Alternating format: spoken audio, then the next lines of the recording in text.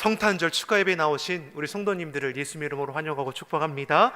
우리 곁에 계신 분들과 우리 인사하겠습니다. 메리 크리스마스, 메리 크리스마스.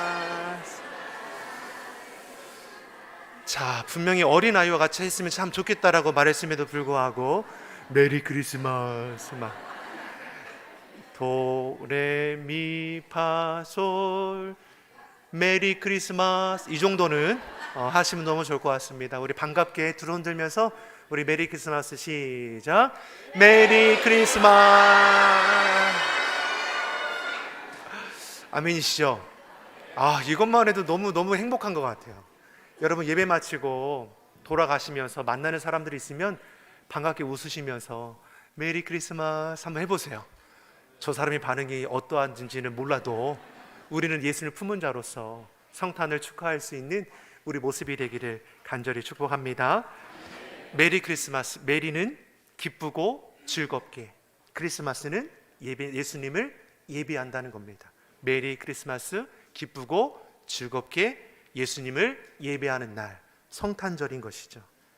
즉 이 자리는 구원주 되시고 만왕의 왕이 되시는 예수님을 기뻐하며 오직 예수님을 위해 예배하는 구별된 자리인 것입니다.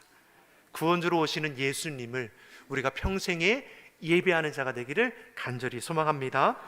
어제 우리의 자녀들이 성탄 발표회를 얼마나 은혜 가운데 잘했는지 모르겠어요. 유아부부터 우리 청년들까지 예수님의 성탄을 축하하며 영광 올려 드렸습니다. 보실 때 어떠했습니까? 어떤 권사님은 나가시면서 막 눈물을 글썽거리더라고요. 코로나라는 이 어려움을 지나고 나니까 아이들을 보지 못했던 때가 있지 않았습니까? 근데 어느 정도 완화가 되고 회복이 되니까 아이들이 앞에서 율동하고 소리 높여 찬양하는 모습을 보니까 너무나 기뻐서 자기가 눈물을 흘리는 거예요. 우리 권사님.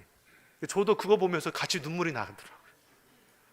사랑하는 성도 여러분, 우리는 마음을 같이 하는 자이죠. 주의 마음을 품고 돌아볼 수 있기를 간절히 소망합니다. 우리의 자녀들이 주님을 송축하며 찬양했던 그 모습을 여러분 우리는 기억해야 합니다. 우리도 주님 앞에서는 어린 아이인 것이죠. 우리의 자녀들이 노래와 찬양으로 몸찬양으로 주님의 나심을 기뻐했던 것처럼 우리도 삶의 자리에서 어린 아이같이 예수님을 기쁨으로 맞이할 수 있기를 간절히 소망합니다. 준비하는 신앙은 너무나 중요합니다. 신앙생활은 다시 오실 주님을 맞이할 준비를 하는 것이죠. 언제 오실지 알지 못하기 때문에 오늘 예수님이 우리 삶에 오실지라도 우리는 기쁨으로 맞이할 수 있는 준비가 되어야 하는 것이죠. 슬기로운 5 처녀가 있고 어리석은 5 처녀가 있습니다.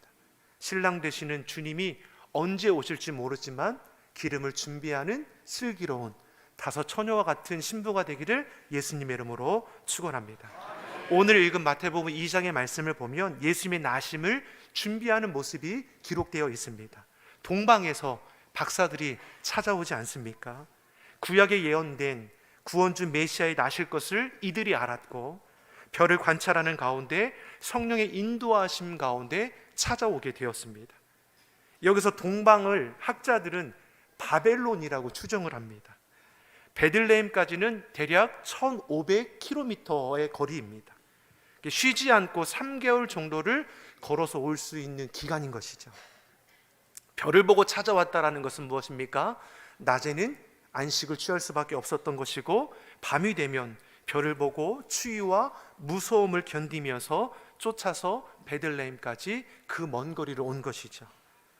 이들이 힘들게 찾아온 이유가 무엇입니까? 오실 만왕의 왕 예수님을 경배하기 위해서입니다. 예수님의 나심을 준비한 동방의 박사들이 예수님 앞에 엎드려 경배하고 준비한 3가지 예물을 드렸습니다. 우리 교육부서 어린이들 3가지 예물이 무엇이죠? 첫 번째 황금, 2번째 좀 바꿔볼까 순서를? 물약, 3번째 그래 향유, 유향. 여러분 우리 부모님들 아셨습니까? 모르셨죠? 우리 어른들만 하겠습니다. 3가지 예물이 무엇입니까? 첫 번째, 2번째, 3번째. 여봐요, 아이들 한 대로 따라하잖아요. 똑같이 성경에는 황금과 유향과 몰약으로 기록되어 있어. 순서는 중요하지 않지만, 하지만 우리의 부모님들도 어떻습니까? 몰라가지고 컨닝. 이 세 가지가 의미하는 것이 무엇입니까? 왕으로 오신 예수님, 대제사장으로 오신 우리 중보자 되시는 예수님, 구원주로 오시는 예수님을 상징하는 예물인 것이죠. 예수님이 누구신지를 분명히 알고 준비함으로 예배, 경배한 것입니다. 그리고 이들을 통해서 온 유대 전역에 오신 왕으로 오신 예수님의 소식이 이제 전해지게 되는 것이죠. 물론 이들보다 앞서서 복된 소식을 듣고 전한 자들이 있었는데, 오늘 본문 누가복음 2장의 말씀을 보니까 양떼를 치던 목자라고 기록하고 있습니다. 주의 천사들이 이들에게 예수님의 탄생의 소식을 전해 주었습니다. 당시 양을 치던 목자들이 예수님의 탄생의 소식을 듣게 된 것이죠. 얼마나 기뻤겠습니까? 그런데 주의 영광의 광채 앞에 죄인된 자신들이 감히 앞에 설 수 없게 되는 것이죠. 그때 천사들이 모든 백성들이 크게 기뻐할 소식이라고 전해주는 말씀이 무엇입니까? 누가복음 2장 10절의 말씀입니다. 우리 이 말씀을 같이 한번 아이들을 배려해서 천천히 읽겠습니다. 시작.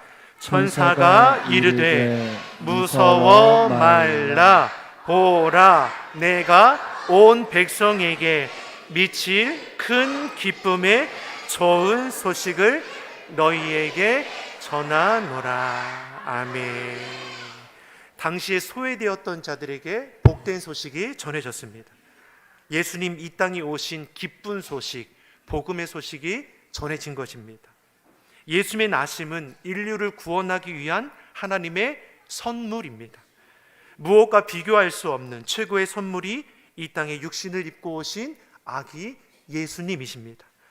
저를 믿는 자마다 멸망치 않고 영생을 얻게 하려 함이라. 믿는 자에게는 하나님의 자녀가 되는 권세를 주셨습니다. 우리 믿는 자들에게는 너무나 당연한 구절이죠. 하지만 이것이 얼마나 복 있는 소식인지를 우리가 알게 되는 것입니다. 이것을 지식적으로나 문자적으로 이해하면 아무런 기쁨도 감동도 없을 것입니다. 사랑하는 성도 여러분, 어떠하십니까? 우리의 자녀들은 성탄 축하 발표를 통해서 주님 맞을 준비를 하고 그 삶을 통해서 온몸으로 찬양했는데, 우리 사랑하는 교우분들께서는 주님 맞을 준비를 무엇으로 하셨습니까? 성탄절 구원주로 오시는 주님을 위해 무엇으로 준비하셨습니까?